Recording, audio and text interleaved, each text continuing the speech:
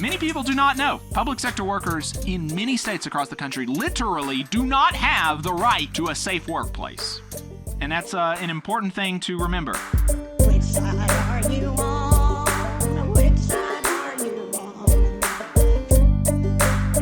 on? Boss Watch is the other side of the coin of Last Week in Southern Labor. And Last Week in Southern Labor, we try to look at what workers are up to in the South. And Boss Watch, we try to look at what bosses are up to in the South and all of the ways that they are violating the law. So last week, over in North Carolina, Smithfield Fresh Meats Corporation, a Virginia-based corporation which operates a facility in Tar Heel, North Carolina, violated federal law when it refused to provide a reasonable accommodation to an employee for pregnancy-related limitations and forced her to take unpaid leave and then fired her. The U.S. Equal Employment Opportunity Commission charged in a lawsuit. According to the lawsuit, the employee informed Smithfield of her pregnancy shortly after she was fired. After the employee was involved in a workplace accident, she began having pregnancy-related complications that required medical attention. Her physician imposed certain restrictions on her, including a lifting restriction. The employee told Smithfield of the restrictions and requested a reasonable accommodation. Smithfield, which operates the largest pork processing facility in the world, told the employee that Smithfield does not provide accommodations for pregnancy, that's a crazy thing to just say, because that's super illegal. Smithfield then required the employee to take unpaid leave and approximately 2 weeks later fired her. Could you imagine? I mean, like, the largest pork processing facility in the world, and there's nothing that a pregnant person can do there that doesn't, literally every single one of the thousands of people are lifting over 50 pounds. Is that what the company is saying? Is so ridiculous. That conduct violates the Pregnant Workers Fairness Act, which requires employers to provide reasonable accommodations for pregnancy, and Title VII of the Civil Rights Act of 1964, which prohibits discrimination because of pregnancy. The EEOC filed suit in the U.S. District Court for the Eastern District of North Carolina after first attempting to reach a pre-litigation settlement through its administrative conciliation process. The EEOC is seeking monetary damages for the employee, including compensatory and punitive damages, and injunctive relief against the employer to prevent such unlawful conduct in the future. Jordan Barab, on his Confined Space newsletter, wrote about recent deaths among public sector workers and took the time to highlight the fact that many public sector workers do not have safety protections at all, which many people do not know. And that's an important thing to remember. Public sector workers in many states across the country literally do not have the right to a safe workplace. Here is from his article: 55 years after Congress passed a law committing to, quote, assure so far as possible every working man and woman in the nation safe and healthful working conditions, public employees in 23 states, public sector inexplicably remain second-class citizens without the right to a safe workplace, without the right to come home alive and well at the end of a workday. Over the past few weeks, at least 4 public employees have been killed in states with no OSHA coverage for public employees. This list does exclude several law enforcement officers and firefighters who are killed doing their jobs each week. For example, over just the past 2 weeks, at least 6 law enforcement officers and firefighters have died on the job. So here are some of the other non-law enforcement folks who have died. Paul Linville was killed in an apparent trench collapse in Milton, West Virginia. Chase Cupp, a Scott City, Kansas public worker, was killed in a workplace accident on July 18th. It's unclear how Cupp died. According to news reports, he was found dead by another employee at the city's water tower. Robert Salcedo, 23, suffered what was described only as a fatal injury while making repairs to the leak in Sweetwater, Texas. It's unclear how he died, but in an interview with his mother-in-law, she said the incident involved a saw. Levi Phillips, 58, a street department employee, was killed in a single vehicle crash in Alexandria City, Louisiana. Phillips was taken to a local hospital where he died from his injuries. Regarding the West Virginia death, no one knows who will be investigating because there is no OSHA coverage of local government employees in West Virginia, and therefore No objective agency that conducts any kind of investigation into the deaths of public employees. According to WSAZ, other agencies and organizations that will not be investigating include the West Virginia Division of Labor, West Virginia State Police, the West Virginia Public Service Commission, the Cabell County Sheriff's Office, and the West Virginia Rural Water Association.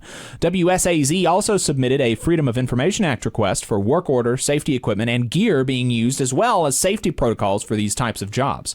At least one West Virginia Republican state legislator is unhappy with the current situation. State Delegate Dana Farrell, a Republican from Kanawha, who is the chair of the House Local Governments Committee, told WSAZ that he's considering legislation to prevent something like this from happening again. He said, "My heart goes out to the family and friends of the Milton City worker that was killed on the job last week. This accident is absolutely tragic, and as public officials, it's our job to do all we can to make sure incidents like this never happen again. In my capacity as chair of the House Local Governments Committee, I plan to do a full review of our state and local safety regulations to ensure the highest standards are upheld to protect our state's workers." Had Linville, the West Virginia public sector employee, been killed about half an hour west in Kentucky, or if Salcedo had been killed a few hours over the state line in New Mexico, OSHA would be conducting an investigation. Hey, 5 seconds. Just wanted to say that this is only possible because of our donors. If you want to see more of this, then consider donating yourself at tvlr.fm/donate. So Barab asks, why haven't more states passed public employee OSHA laws? If you listen to organizations like the League of Cities, the Conference of Mayors, and National Association of Counties, who all oppose public employee coverage, it's because public employers are already doing a wonderful job protecting their employees, and that they don't need any more burdensome laws and standards to tell them what they're already doing. Also, they argue OSHA coverage would cost too much for strapped government budgets and is not a good use of taxpayer dollars. Of course, they never answer the question of how something that they're allegedly already doing can cost too much to do. There's a lot more great information on his website, so definitely check it out, jordanbarab.com. That was only like 40% of the article. There's a lot of other good stuff in there, but I can't have the whole thing in the radio segment. Otherwise, you're not going to go and read it. And you should go and read it because it's really good. Jordan Barab is a former OSHA official and has been doing this newsletter for like 20 years or something like that, and is super knowledgeable on stuff like this. And I mean, his newsletter is one of the only ones that I actually go and regularly read. Like, there are very few places that I go and just check, oh, I wonder if there's anything else here. And I do that for his newsletter. So check it out, jordanbarab.com. This segment of Boss Watch Union Busters covers national updates. It's sponsored by Labor Lab. Labor Lab is an employer watchdog organization, and they are committed to safeguarding the right to organize through unions, collective bargaining, and mutual aid. They do this by combing through reports that union busters are required to file with the Department of Labor. Here are the new filings from this week. Ocean Casino Resort in New Jersey hired American Labor Relations Group for $390 an hour. Jim Monica is the founder and president of American Labor Relations Group. He was previously a labor attorney. He earned his JD from Hofstra University, and from 2007 to 2011, he worked for local unions in arbitrations, collective bargaining, and federal court litigation. He moved to employment law and worked for Littler Mendelson from 2011 to 2015. Workers still won the union election, nevertheless, 35-10, and the union busters did not file until after the election was over. Chico Heights Rehab and Wellness Center in California hired the AZ Alignment Group Association. Workers did withdraw their union election petition. Convalium Operations in Ohio hired labor relations specialists for $3,500 a day. Rickard Pasalaga is the president of Labor Relations Specialists. He was found to have violated the NLRA in a campaign at Greenfleet in 2013. According to the unfair labor practice charge, Pasalaga unlawfully encouraged the anti-union drivers to harass and provoke union supporters. He tried to provoke union supporters into fighting and encouraged anti-union workers to call their pro-union colleagues pigs and trash. Pasalaga also threatened to sue workers if they did not withdraw their unfair labor practice allegations. allegations. He was also found to be an unreliable witness, if you can believe it. Workers still won the union election, though, 23-18, but the employee is now objecting to the results. And the union busters did not file until after the union election was over. Just as a reminder, due to a lack of enforcement, some labor relations consultants may disregard the law and fail to report their activities to the U.S. Department of Labor. So therefore, it's crucial for organizers and workers on the ground to report suspected persuader activity to the U.S. Department of Labor's Office of Labor Management Standards.